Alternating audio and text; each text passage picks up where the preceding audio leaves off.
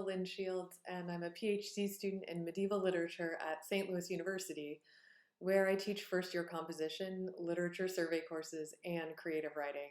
I've previously taught at 5 other colleges and a prison program, as well as in settings ranging from preschools to a marine sanctuary.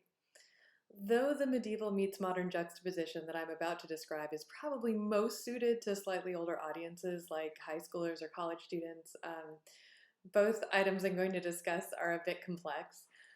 The connections I'm making between a medieval poem and a modern romance film could be made with many other available texts. In this short video, I will place 2 retellings of the story of Orpheus, the medieval romance poem Sir Orfeo, and that's the manuscript in the image on the slide behind me, alongside the 2019 French historical romance film Portrait of a Lady on Fire, and the image of the woman in the green dress is the cover of the DVD for that film. And I'd like to reveal how reading this film alongside the poem helps raise questions about what constitutes a happy ending, and can lead to productive classroom discussions about how much our accustomed sense of happily ever after is often too simplistic. Sir Orfeo is available in various places. I'm personally using the Norton Critical Edition of the Middle English Lyrics. It's also available online as part of the Middle English Text Series, otherwise known as TEAMS, and in various other places, including in Modern English Translation, because this is the version I'm looking at is Middle English. Portrait of a Lady on Fire is available from the Criterion Collection, which I recommend because of the special features. Some of us have it on DVD and Blu-ray, and it's streaming basically everywhere.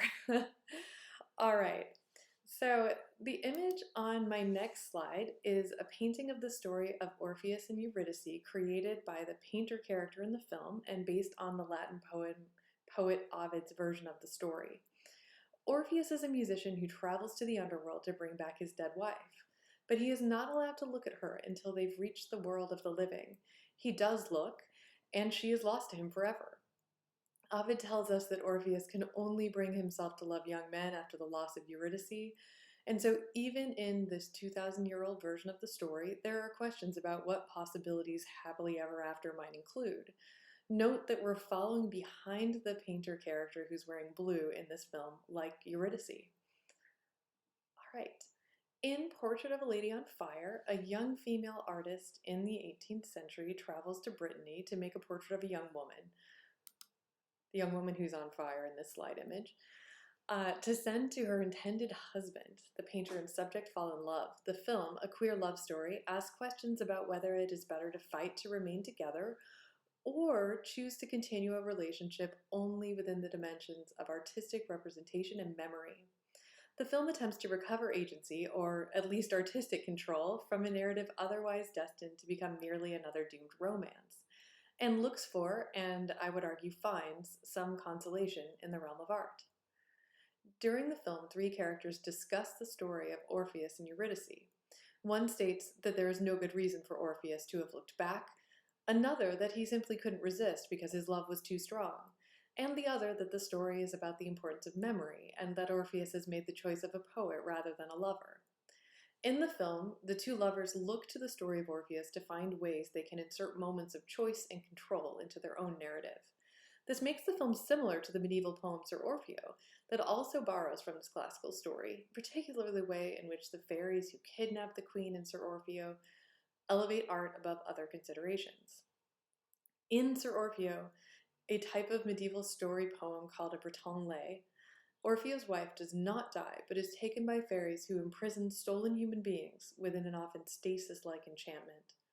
The fairies agree to return Orpheo's wife as payment for his beautiful music, though they are unsettled by this because he does not visually match her. He has been roughing it in the forest.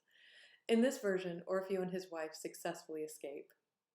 However, in the film, the romantic pair makes choices more aligned with those of the fairies.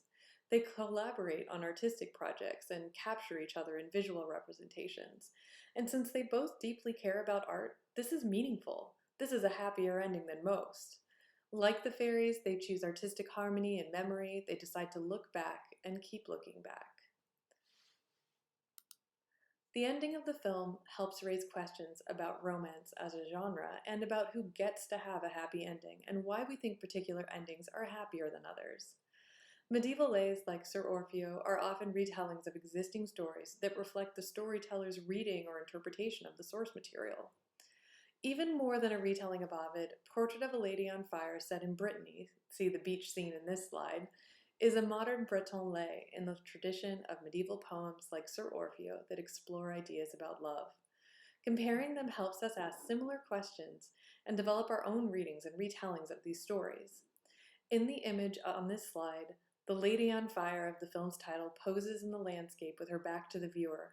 Moments later, she's embraced by her lover, and what looks like merely a painting from the Romantic period suddenly comes to life. As you can see, this poem and this movie weren't a much longer discussion than I can contain in one short video. Thank you for listening, and I hope my video inspires you to make your own medieval to modern connections.